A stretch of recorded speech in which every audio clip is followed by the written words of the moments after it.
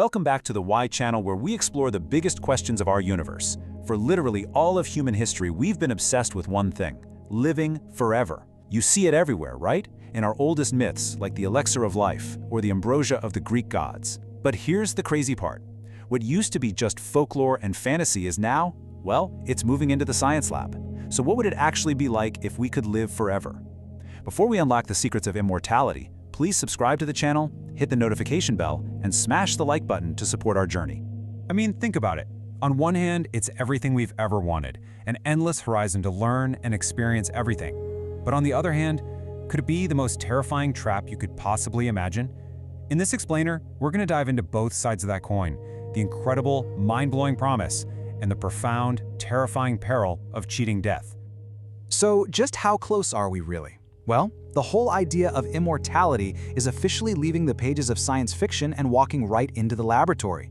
Scientists aren't just wondering if we can extend our lives anymore, they're actively figuring out how. They're starting to look at aging not as some unavoidable fate, but as a biological program. A program that can be hacked, paused, or maybe, just maybe, completely reversed. And what's so fascinating is that it's not a one-shot deal. There isn't just one magic bullet.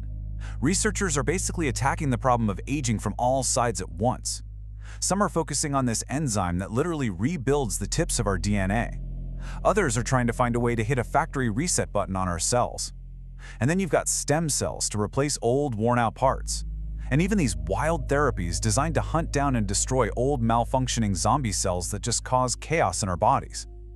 Okay, so to really get one of the most promising ideas, we have to talk about something called telomeres.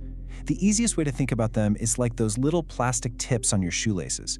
They're there to protect your chromosomes, the things that hold all your genetic code.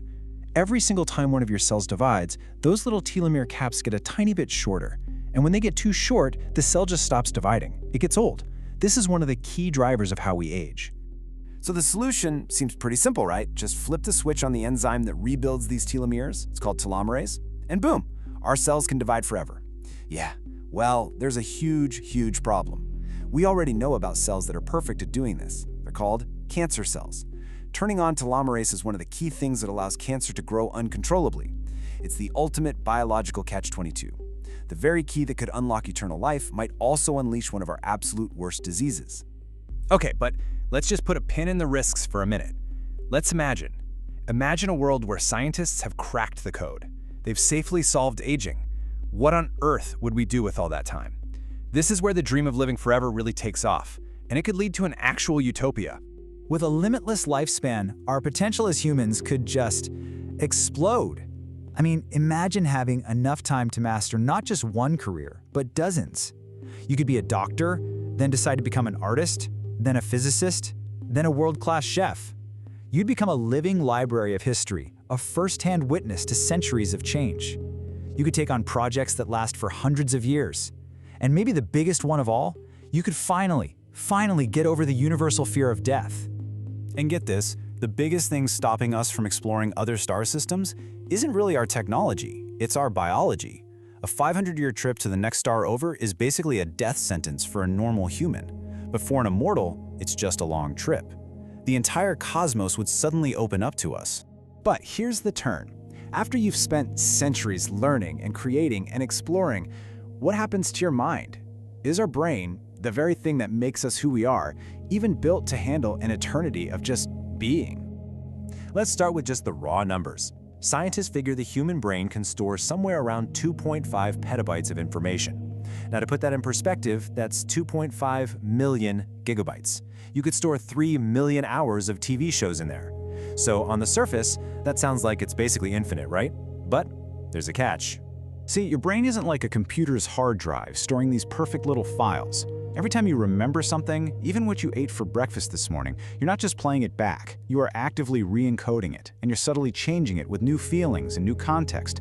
Over hundreds of years, this narrative drift, as they call it, could mean your earliest memories are so distorted they're basically fiction. You're no longer remembering what happened, you're just remembering the memory of a memory of a memory. And this leads to a really terrifying philosophical question. It's called the Ship of Theseus paradox. It goes like this. If every cell in your body gets replaced over time, and every single memory you have is constantly being rewritten, Are you even the same person after 1,000 years, or have you become a totally different being, just a collection of experiences with no real tie to the person you started as?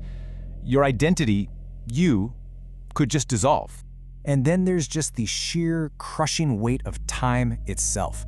It is so hard for us to wrap our heads around what eternity even means. This quote really captures the horrifying scale of it. After you've done everything, learned everything, seen everything, what is left? The biggest threat to an immortal might not be getting hurt, but a deep, soul-crushing boredom that you can never, ever escape from. So, if the individual mind would probably crumble, what about society? All of us, together. An immortal population wouldn't just change our world, it would most likely break it. Let's just look at the terrifying chain reaction that could happen. It all starts with the most obvious problem, right? Overpopulation. If people stopped dying, the population would just swell to completely unsustainable levels. That leads directly to the second domino falling: catastrophic shortages of everything. Not enough food, not enough water, not even enough physical space to stand. And that scarcity would light the fuse for the third domino: extreme, brutal inequality. And that leads to the final, quiet collapse. Our culture just stops. Because let's be real, who do you think would get this technology first? It would almost certainly be the rich and the powerful. This wouldn't just create a gap between rich and poor, it would create a permanent biological caste system. You'd have an immortal elite who gather wealth and power for centuries, while the mortal masses are left behind to live and die just like we always have. It's the ultimate form of inequality, literally written into our DNA. And think about this. Our society moves forward because of new generations. New people show up with new ideas. But in a world without death, why would a company ever hire a fresh college grad when they could just have Einstein working for them forever?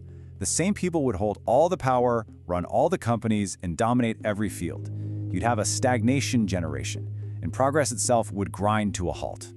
All of this forces us to ask a really radical question. What if we've been looking at death all wrong?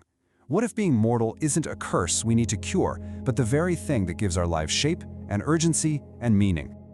The philosopher Martin Heidegger argued this exact point. He believed that the simple fact that our time is limited is precisely what makes it valuable. Deadlines, whether it's for a project at work or for our life itself, they're what motivate us.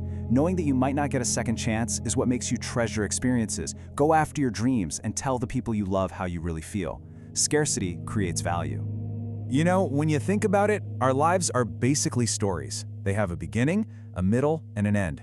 That structure, that narrative arc, is what gives everything we do weight and purpose. It creates a kind of narrative tension that pushes us to be better, to create things, to connect with each other. If you take away the end, well, the story just becomes an endless, rambling mess with no climax and no resolution. So after weighing the dream against the absolute nightmare, the infinite possibilities against the crushing burden of eternity, it all comes down to the ultimate choice. If someone offered you a pill for immortality, trading the beautiful urgency of a short life for a downless but maybe empty existence, would you take it? Thank you so much for watching and exploring eternity with us. If this video made you question reality, please subscribe to the Why channel. Turn on the bell, like this video, and share it with your friends so they can join the conversation.